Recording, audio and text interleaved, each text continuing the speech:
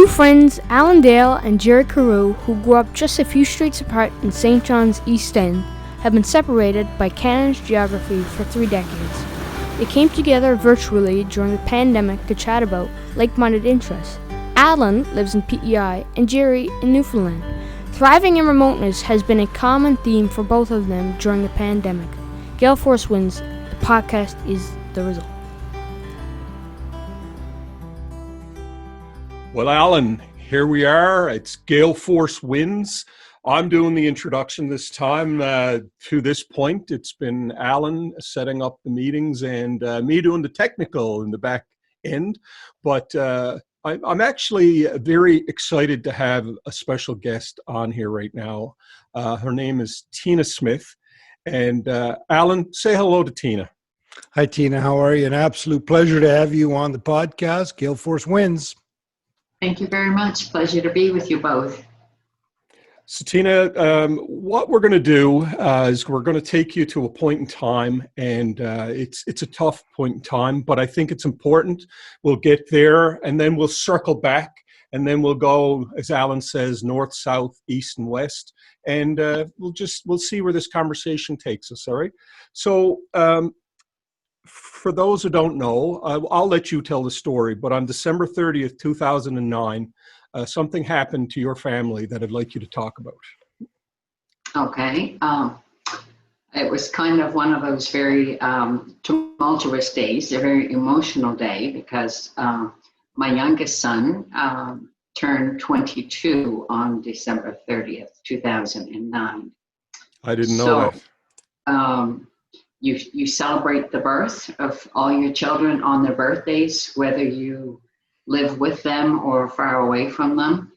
So, so everybody's excited. It's Jim's birthday. And given the time difference between where I live here in Arizona and where Jim lives back in Nova Scotia, and then of course where Kirk was stationed in Afghanistan, I put in basically a full day at work.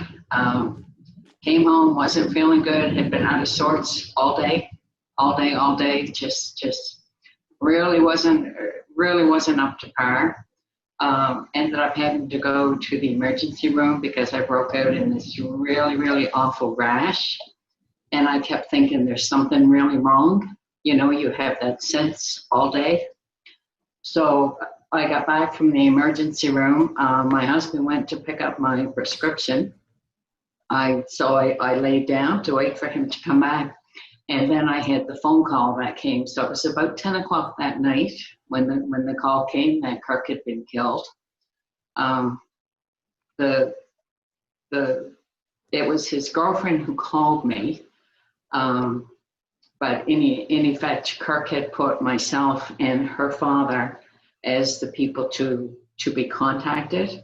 So by the time they got a hold of Felicia's dad, and then he got to Felicia's, and she's the one who called me. So, and I think, until this day, I'm coming up into the 11th year anniversary of Kirk being killed. And I can still hear her voice, with that long drawn out, Tina. And as soon as I heard her, I knew what had happened. And then it kind of like everything put the day back into perspective. Okay, this is what's been wrong with me all day. When Kirk told me that he was going to go to Afghanistan, I felt like the biggest horse that I had ever seen had kicked me in the heart.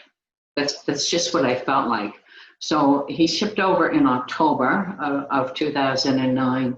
And then, of course, was killed December 30th, 2009.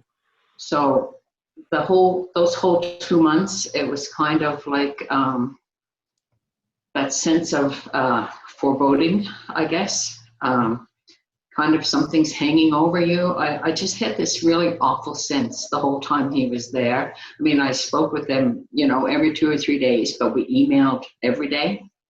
Right. So, and I remembered saying to him, shortly before he was killed, the Kirk, you need to be very careful. You need to keep your head up. You need to be super alert because the president here has just ordered a surge, and you're coming into the Christmas holidays. You know, in the Western world, the holidays mean a lot, but over in places that they don't celebrate those holidays, it really doesn't mean much. So you need to be real careful. And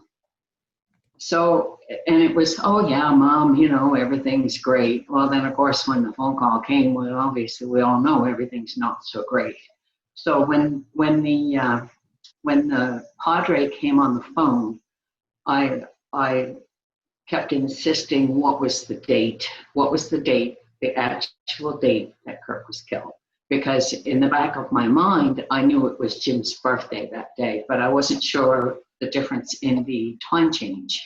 Right. So, you know, all of a sudden, then when he said December 30th, I find myself in a position of celebrating one son's birthday, but being totally emotional meltdown over the death of another son. So that was kind of December 30th for me, 2009. Wow. Quite a day. Yeah, it was quite a day for sure. Quite sure. a day. Yeah. Tina, tell us a little bit about Kirk. Oh gosh, well, Kirk found his niche when he joined the reserves. He was always a child who liked routine, who liked structure. So when he got into the armed forces, it was like all of a sudden, hey Mom, this is what I really want to do. Kirk was always very upbeat, very positive, always always saw the good in every day. Always saw the good in every day, no matter what. And I guess I have to take a little bit of credit for that, because I find that I've always done that as well. Because when my children were small, all three of them, when they had a really bad day or were upset going to bed, and I said, never mind, tomorrow will be better. So I think that was something that we just kind of, maybe I just instilled that in Kirk, like tomorrow will be better, no matter how crazy today seems, tomorrow it will be better.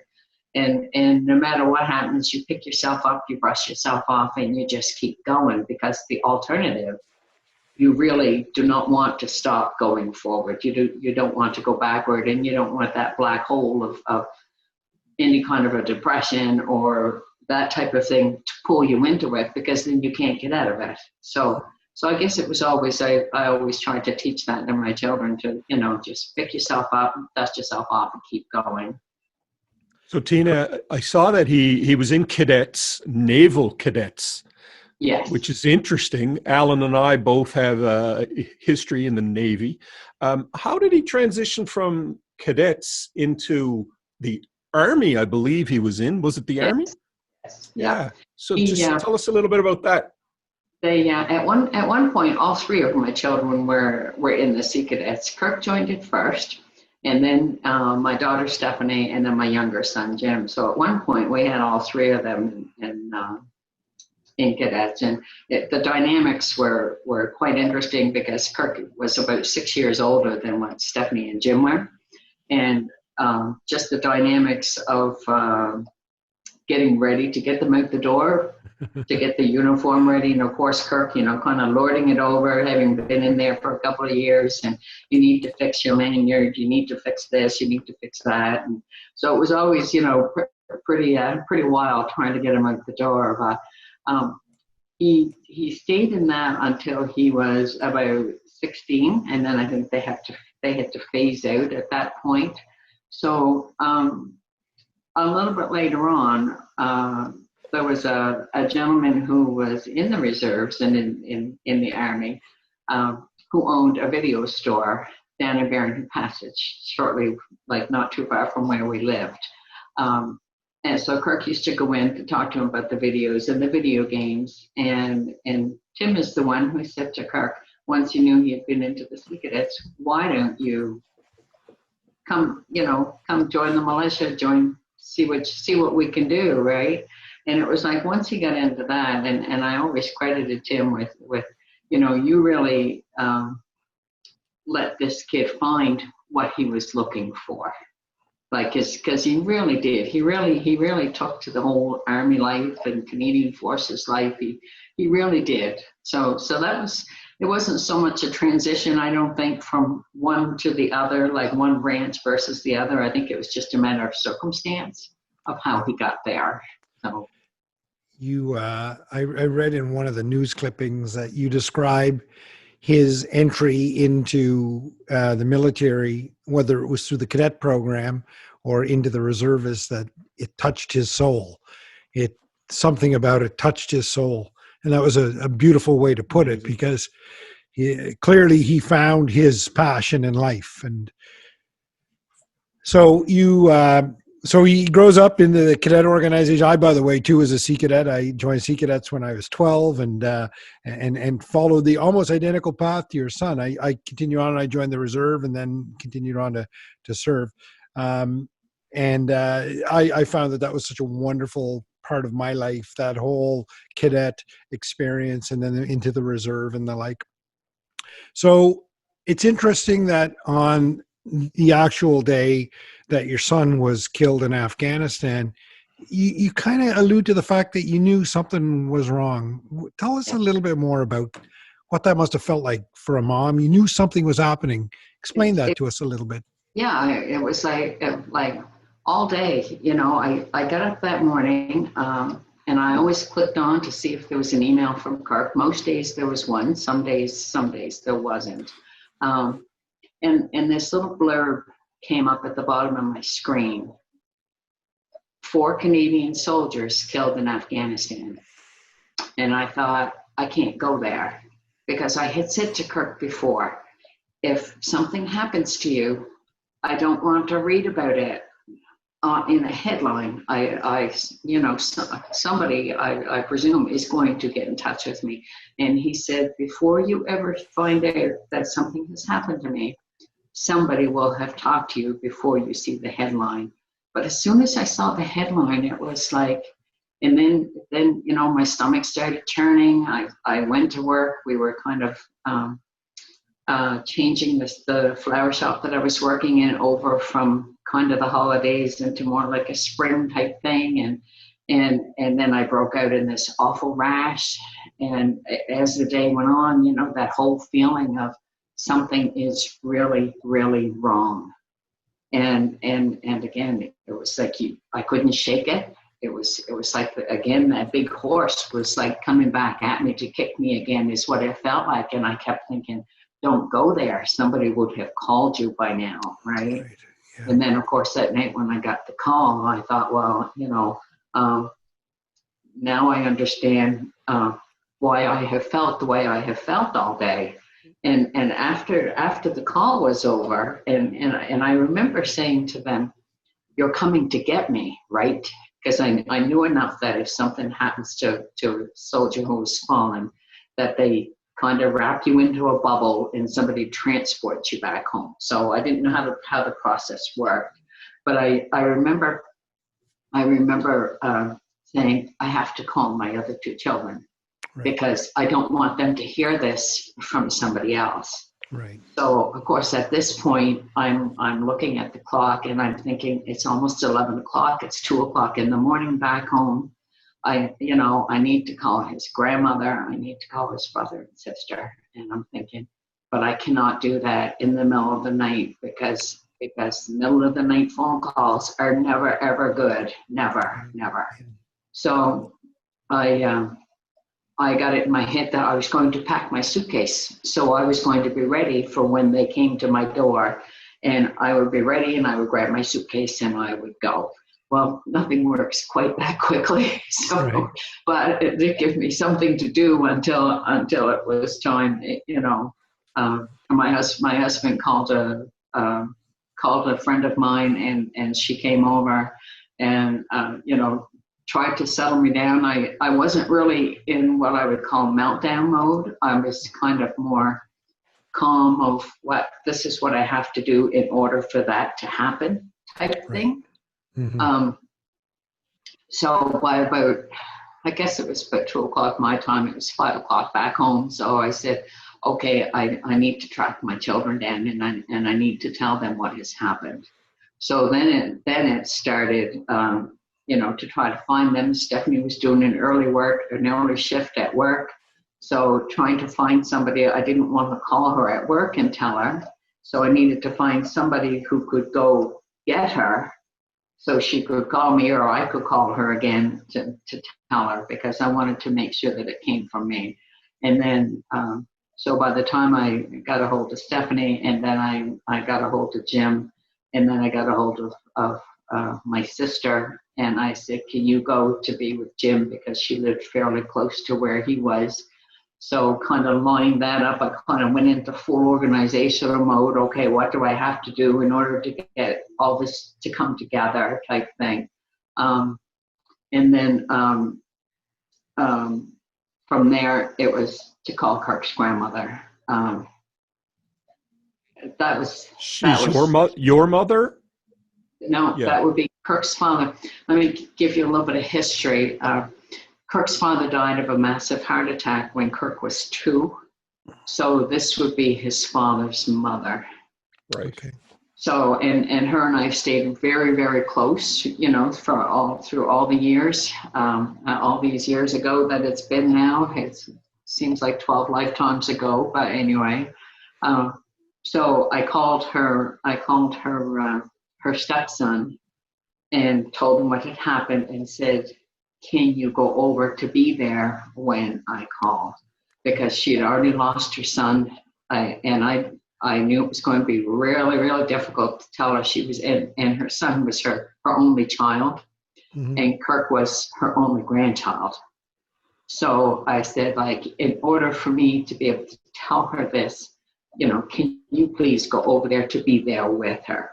So, and I think that phone call was probably the hardest, believe it or not. As bad as it was for Jim and Stephanie, the one for Kirk's grandma was that, boy, that really hurt. That one really hurt. But yet you have to do the things that need to be done in times like this. No matter how difficult they are, you just have to do them. So. Tina, it's remarkable that you were able to do all of these things in the moment. To think that somebody could bring themselves to do all that, it's remarkable right out of the gate. Jerry, your thoughts?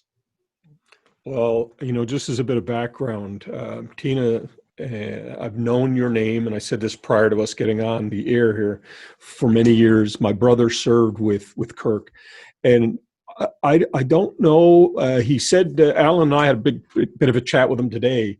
Kirk was much younger than my brother, but for some reason they really bonded. They had a connection, and I understand what you said about the military getting into your soul. I spent 9 years in the reserves, and it was some of the most incredible times of my life. Alan and I have rekindled our relationship after 30 years apart. But my brother, when he talks about you and when he talks about Kirk, it's something on a whole other level. And frankly, I'm very emotional here tonight, listening to you, and I just think that I really appreciate you talking about it. One of the challenges I found when they were over there was I'm in sales, so I would get in the car and I'd drive around, and the news announcer would come on and say, "Oh, another person killed in Afghanistan." And what you said about that news report really resonated within my family. I'm not sure if everyone realizes, yes, you have someone serving, the person is in danger, but the people, the family, there's so many people that are concerned, and their lives are not normal while they're over there. So I don't know, you unfortunately suffered the worst possible fate in terms of what happened, but I think, you've touched on it. I actually went to the Military Family Resource Center. Did you have any of that prior to this terrible call? No. That actually, the Family Resource Center that was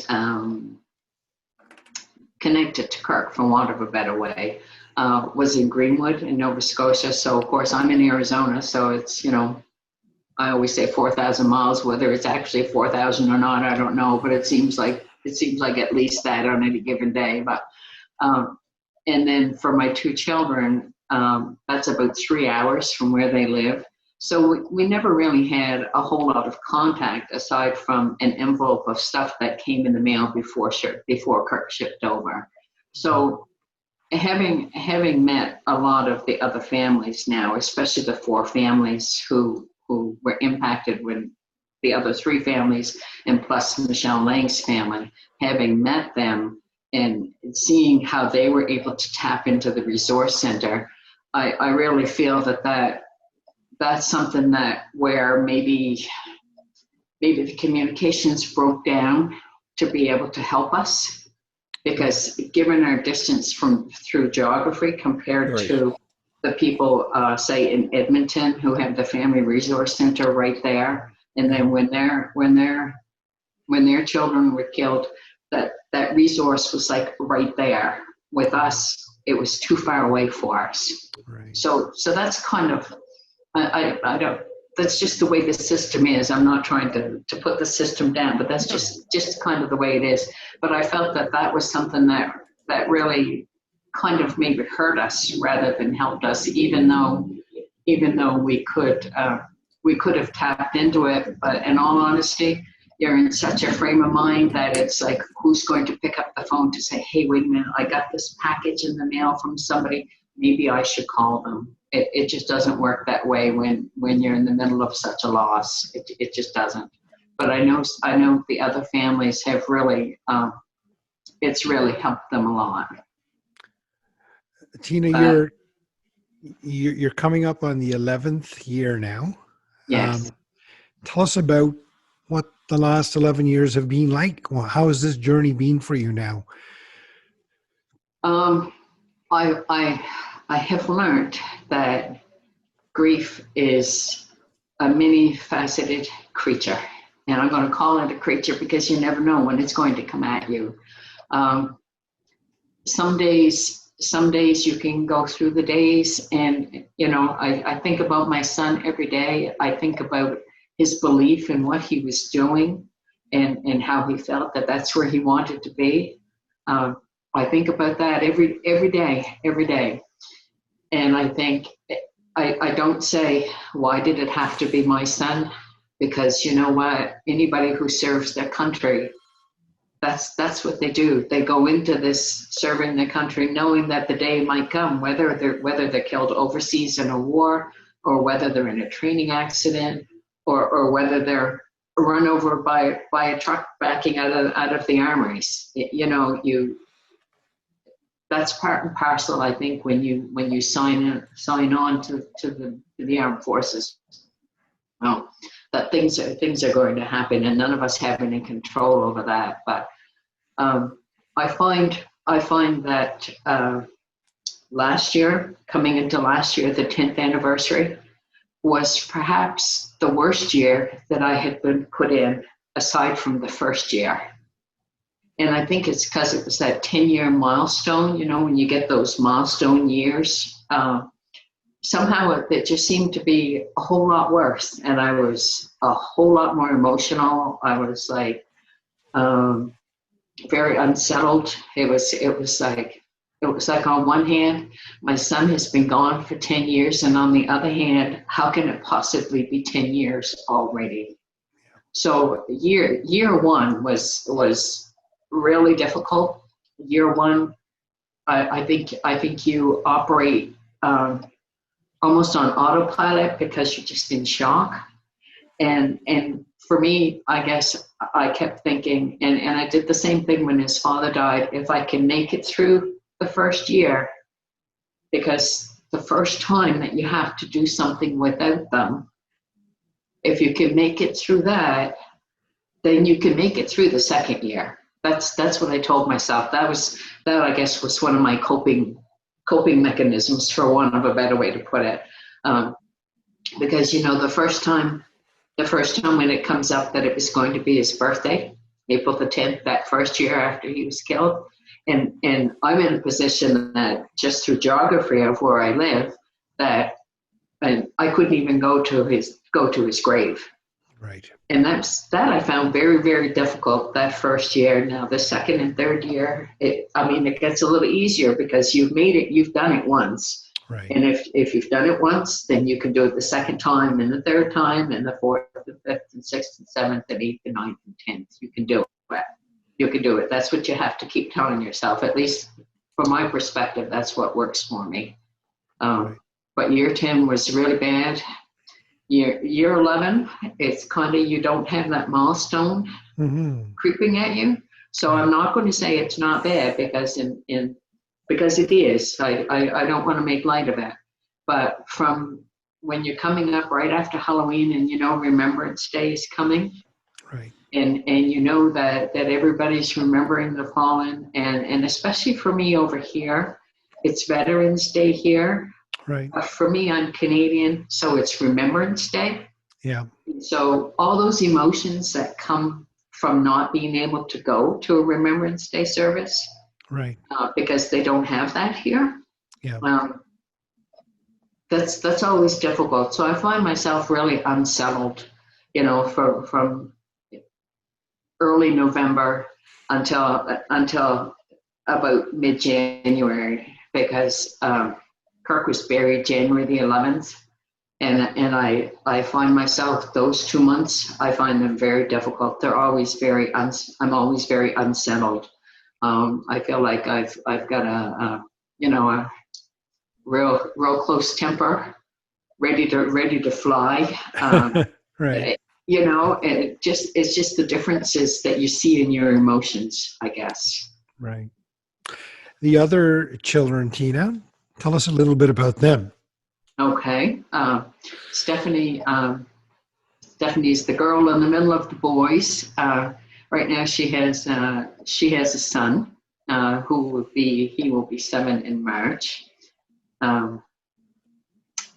She works hard. She works really hard. I tell her she has some of her mother in her because I've always worked hard, it seems like. And then my son Jim has been blessed with a daughter who is 2.5. Wow. So, Wow. And he's Very a hard young, worker. very young. He's a hard worker as well. Wow. I think they struggle somewhat with the fact that we're all separated. Luckily enough, Jim and Stephanie live, very close together geographically wise, in the same little communities, kind of one right next to the other. So I think that helps. That helps. And how did they manage through the last 11 years? The first couple of years were so tough. So tough because when Kirk was killed, I was back home for a month, and to see the changes in them, so difficult to see that happen. So difficult to see how the impact of losing one of your children. It's tough to see the impact that has left on the other 2 children, and know that you need to get on a plane again to travel 4,000 miles away to go back to where you live. Right. So that was really difficult. I think for Jim, with Kirk having been killed on his birthday, was especially tough. Right. But luckily enough, Kirk had called him that morning to tell him happy birthday. Really? Oh, yeah. So that had already happened, before he gets the phone call from me. So, Wow. so I think that went a long ways towards lessening the stigma of, oh my God, my brother was killed on my birthday, kind of thing. Because when you have special days and then something gets attached to them, that makes it that much tougher, I think, sometimes. Right. So, but they're both very, very responsible. They're both very mature. They're both wonderful parents to their little boy and their little girl. It's so precious to see their relationship with their little ones. That's a great success right there. Oh, absolutely, right? Yep. Yeah. Absolutely. Well, Tina, and partly I think you have a son in my brother. Frankly, I'll never forget one day I was in the truck and you called, and the two of you were talking, and you both ended it in such a nice, almost like a mother and son. And I didn't know who you were at that point. I said to my brother, "Who was that you were just talking to?" And he said, "Oh," he told me who you were, and I was just like, "Wow!" Like my mom is an amazing woman, but it's nice to know that you are there to talk to my brother. Oh, John is just, I just love him to pieces. I met him through one of Kirk's friends, Rhonda Matthews. Jerry, you might know Rhonda, I'm not sure. She's in Halifax now, but she's from Newfoundland. Yeah. So when I was over on my next of kin trip over in Kandahar Airfield, I met Rhonda. So, and she knew Kirk because she did the same job over there that he did when he was there. So kind of when she phased out, he phased in, and then she was back over for her second tour when I met her when I was over there. So one day I get this thing on Facebook that says, from Rhonda, Tina meet John, John meet Tina. So, and that was literally it. So then John and Susan came over here on the West Coast, and then him and I met up for lunch in Laughlin, and we just hit it off. He knew Kirk well. It was probably the first person that within the armed forces that I could say that really knew Kirk. I shouldn't say really knew him, but maybe you really knew him because he served with him. And they were the only two Atlantic Canadians that went over in that tour, because Kirk was seconded over with the Princess Patricia's out of Edmonton. Right. So, and John and I talked a lot about what had happened over in Afghanistan and some of the things that he had been through. And we just really hit it off. And every year that they have come out this way, we make sure we meet up for either for lunch or for dinner. And we just love him to pieces, both my husband and I. But John is just, he's turned into such a special friend to us. And, when you lose somebody, and especially a child, in such a public way, mm-hmm. Sometimes you need to have a friend that you can talk to about how you feel about things, and literally, in effect, about what happened that day.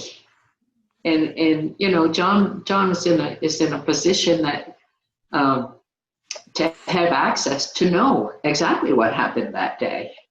So for me, when I met John, it was, he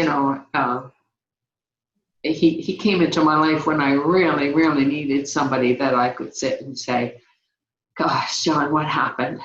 Tell me what happened," right? So, it's carved out that friendship that has just lasted, and I just love him to pieces. I mean, there's always something good that comes from something bad. And for me, the something good has been to meet people like John and get to know him. And I recognize within him the hurt that he feels over losing Kirk and over losing the other people that he lost on that tour, because he lost a lot of friends on that tour. And I guess it just touches my heart, and I'm so thankful that I have met him, because even though he says I help him, it's him who's helped me. Wow. I know one of the things that John told myself and Alan that hurts him the most is that he actually was home. He got the lucky Christmas R&R or whatever you call it. And he told me, he said it was the worst thing that ever happened to him. He preferred to have had an extended stay and not that. So it was tough on him, he told me, to because then he had to go back. He couldn't even go to Nova Scotia. He had to go back to Afghanistan. Right. Wow. Right. Knowing that all this had unfolded. Right. That was one of the first things he told me that day that I met him. And he said, Tina, when I heard what happened and I heard one of the men was Kirk, he said, I just bent over and I just threw up. And he said, and I couldn't even come to Nova Scotia to meet you. I had to go back. It was just, my heart just breaks for all of our troops who are in those situations that they are losing their friends, they're losing their buddies. I mean, as bad as I feel over losing my son, my heart just breaks for all these people. I mean, I don't know. I don't know. My heart just breaks. My heart just breaks for them all. You're a compassionate person. That's a beautiful thing. Now, a few years ago, I was a parade commander at Beechwood Cemetery. I took a bunch of recruits from Borden, Right. Ontario up, and I was the parade commander, and I was inside the main building there waiting to go on parade. And a lady came over and said, could you help me, please? And sure. And she handed me a silver cross. She said, can you help me pin this on? Well, you can, my hands were trembling as I tried to so I see a silver cross there. Yeah. And wow. To wear it today. Yeah. So I have a question for you. You live in the United States. You live in Phoenix, Arizona. I know what a silver cross means in Canada. Right. Do the folks down there understand what a silver cross, Mom, is? No. No. No. I don't wear it here very often, just for that reason, because there's not really a lot of understanding. Over here, they have the Gold Star families, and there's a whole program, for Gold Stars and that type of thing. But where I'm Canadian, I can't tap into that. So that's kind of one of the fallacies within it. But very few people really know here where I live what my Silver Cross stands for. Yeah. Well, we sure know up here. That's for sure. You certainly do. Yes. So, Jerry, I think we'll circle back. So if we could go back now to the 30th of December, 2009, you knew something was going on. What would you say to yourself and indeed a broader audience, to the people listening? What would you say to yourself in the moment, knowing what you know now and all the emotions and experiences and everything you've lived through and the people that you've helped along the way? What would you say to yourself now and indeed to the audience? I think I would tell myself to explore those feelings a little further, and rather than look at that little blurb and say, no, somebody would have told me if Kirk was one of them. I think I would have said to myself, you need to explore this further and make sure he wasn't one of them. Mm-hmm. One of the things that I never really understood a lot, I remember Kirk this one time, it was shortly before he was killed, and one of his friends had been killed over there, and he said, Mom, it got really real last night. And that's probably the first time I've kind of felt like I was half losing my temper with him. And I said, felt real? What do you mean it felt really real? Did you think you were going over there to the playground? Mm-hmm. And I felt like, does this child at 28 not see the danger of where he is? I guess that was kind of like, I was so in utter disbelief that what do you mean it got really real? What did you think you were doing, right? Well, I've since found out that it's to do kind of that mindset with the training and you know, you train and train and train like it's real, and when it gets real, your training kicks in to help you. But I guess I didn't have that concept. But in my mind, that was, you know, I was so close to like, seriously, where did you think you were going, right? Yeah. Am I the only one who was conscious of these dangers? Like, did you not see that, Kirk? Like, you know. Yeah. So, but I think looking back on that day, I know we can't go back and regret. We can't go back and change things. But I think when I saw that little blurb and knowing the strong feelings that I had when I saw it, I think I would say to myself, you need to explore this further and make sure it's not your son, or if it is, you need to find out. So I don't know. It was, you know, again, I have a very strong intuition lots of times, and I tend to sometimes push that intuition away because I guess, for example, if somebody's been on my mind a long time, normally what I would do is pick up the phone and say, "Are you okay?" That type of thing. So maybe I didn't want to know what it was telling me that day.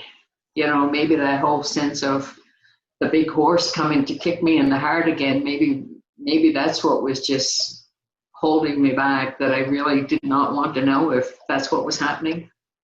But I think that's what I would do. That would be my one thing, is explore this a little further. Don't push that intuition away. Explore it, find out what this means, you know. And as the day wore on and I was working and et cetera, and then I don't know. But again, geography being what it is, I wasn't sure who I would even call to find out, because, and as Kirk had always said, Mom, you will always get a phone call. So, Yeah. You know. Jerry, your thoughts on that? And well, Tina, you know, I just think about what you've been through. I guess you're obviously a survivor. And you know, I think during the pandemic, a lot of people are afraid to say that in some ways it's been very challenging. But, you know, there's some, in terms of business and life in general, sometimes you can thrive. I know that I'm busier now than I've been in a long time. What I'm asking, I guess, is it okay to say you're okay? You know, I think by talking to you, there's definitely joy in your life, but is there also guilt? And if there is, how do you overcome that? I think one of the toughest things is to learn how to live with how you feel about what has happened. And some days that's a lot easier than others. And November, December, January, I don't live with myself and how I feel very well, to be perfectly honest. I cry a lot more. I feel like I'm more emotional. And I think you can either let that pull you down into that black hole, or you can fight it. And I think that for me, I choose to fight that, because I don't want to be lost in that black hole. Because I think sometimes if I ever gave in to the feelings that I really feel about losing my son, I don't think I could ever be put back together again. And I don't want that to happen to me. So I try to, on any given day, especially if it's a real difficult day, I try to stay busy. I try to find something to do that will keep my mind focused, so that I'm not just kind of sitting and letting my thoughts go willy-nilly. I try to keep that whole the emotional side somewhat controlled, so that it doesn't fly all apart. Because again, like I say, sometimes I just feel like if I were to fly apart, then nobody could ever put me back together again. And I guess I'm more scared of that than I am of anything else. I find that part really difficult, but I guess it's a matter of, and I tell myself, you know, if I have a really, really bad day, and it's not that I don't sit and cry, because I do, and I found the hardest thing through all of this is it's such an overwhelming sorrow, and to have buried a child is such an overwhelming sorrow. And I pray, I seriously pray that I never ever have to bury another one of my children. My grandmother buried 5 of her 6 children. And I remember when her first son died, and she was in the kitchen and she was crying, and I said, "Grammy, what's the matter?" And she said, "My children are not supposed to die before me." And you know, that her telling me that, and what I've seen, what she went through, I draw strength from that. I really do, because it's true. Our children are not supposed to die before any of us. But unfortunately, you know, bad things do happen to people, and you need to somehow just pick up the pieces and keep moving forward. Because going backward, in my mind, for me, is just not an option. Right. I don't know. Again, emotional times, right? We're coming up into that anniversary, and emotional times, and you just cope each day the best way that you know how. And for me, I try to keep super duper busy. I try to get out. I try to get out and take long walks, just to try to clear your mind. Try and focus my mind, and I have found that I'm trying to develop some kind of strategies that when I do feel that sorrow creeping in, and you have to have sad days because you've been through a horrible loss, so you have to have sad days. But for me, when I feel that sorrow kind of creeping in, I do things that make me feel better. Lots of times I call John, in all honesty, you know, or I get in touch with, you know, the young fellow that was my escort when I went over to Kandahar Airfield, Christian. He was a good friend of Kirk's as well. They were in university for a year together, and he calls me his Arizona mom. So I know that no matter how difficult these days are, there's always somebody who's right there with me. And I guess I have to draw the strength from that, you know, just to keep moving. Just keep moving and tell yourself tomorrow will be better, you know. Well, I can tell you this, Tina, the number of people that are going to watch this and draw strength just from the fact that you're here talking about it is enough for me. I think that the strength you're showing talking about this is enormous, and that's it. And the last thing I'll say is that, you know, I think the number of people that will learn about your son because of your courage to come on here, when they go on and Google and see the amazing amount of stories written about him. I believe there's a commemorative coin that was made last year. I did not know that. These are the things that it will continue to live on. Right. I Tina, think. go ahead. Go ahead. I think that you need to talk about the people you've lost, and I think especially when they're soldiers and they're protecting you. I think as a country we can't forget them, and you know, if we don't talk about them, people will forget them, and I don't want anybody to ever forget my son. No.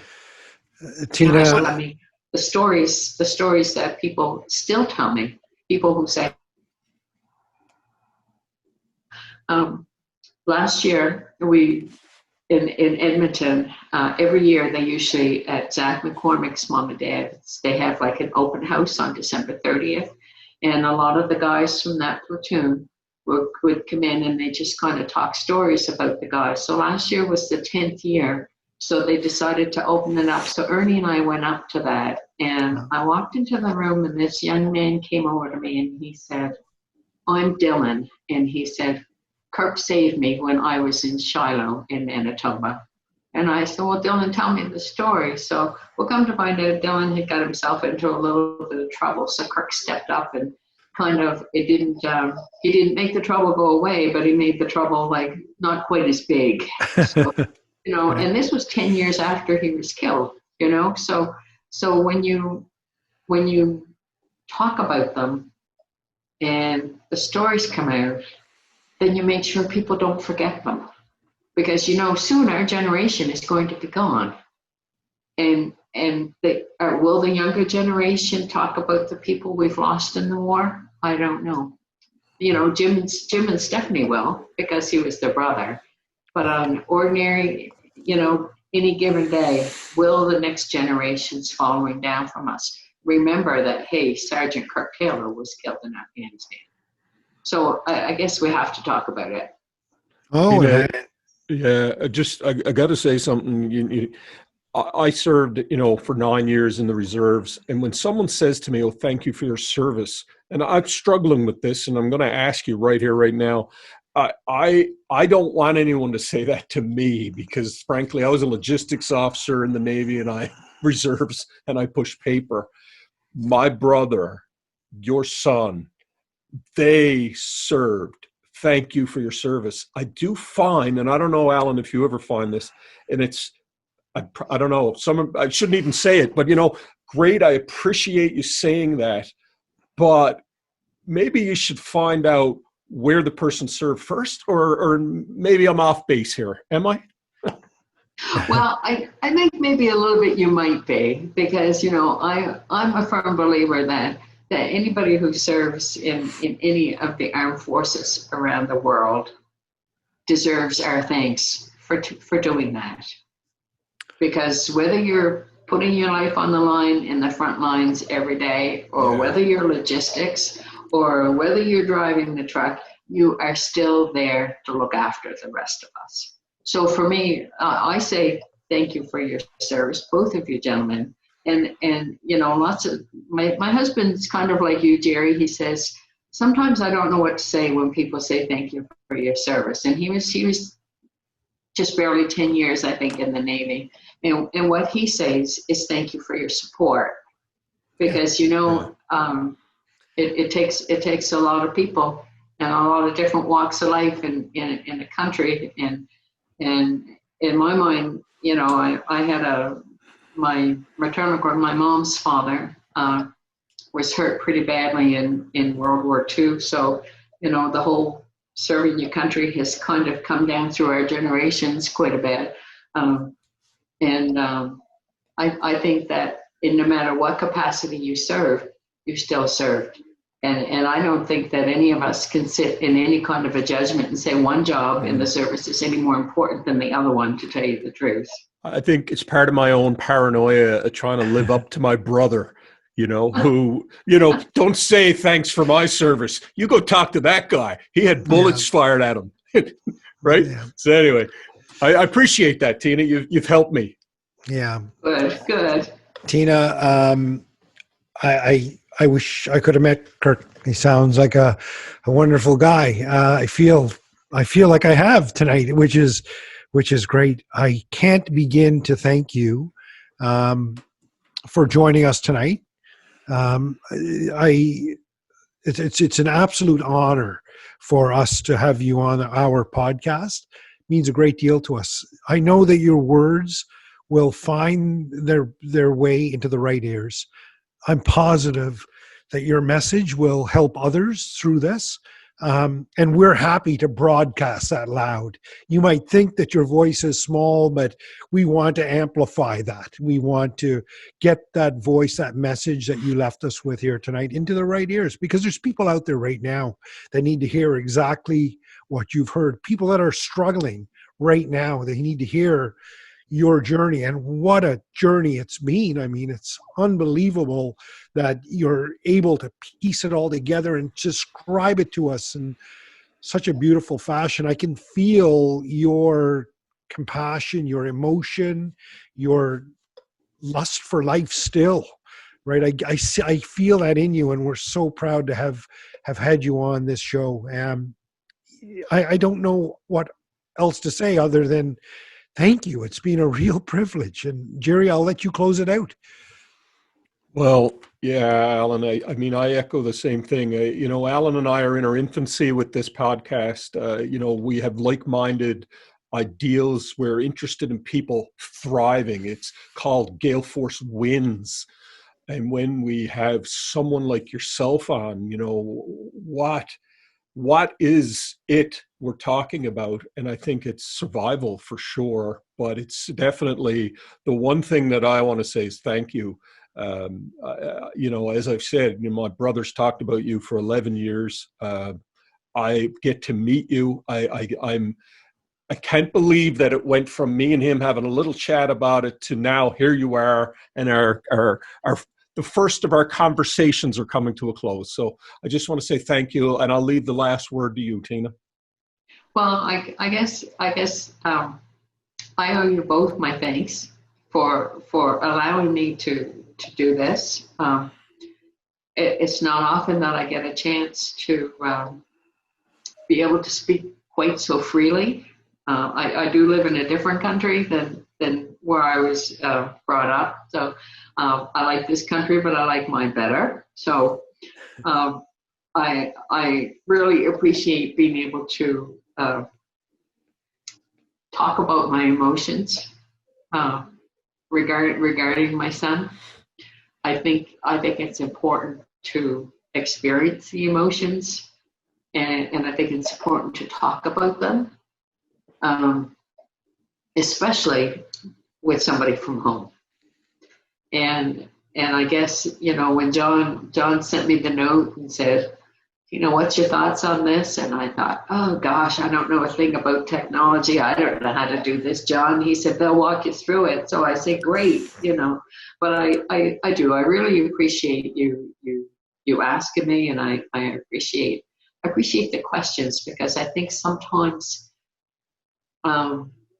you have to, as a mom or as a parent who's lost a child in a really horrific incident like this, you have to be able to walk back through in time like we've done and connect with your emotions of how you felt then to the emotions of how I feel now, because then it shows you, yeah, I have come a lot further than I ever thought that I would.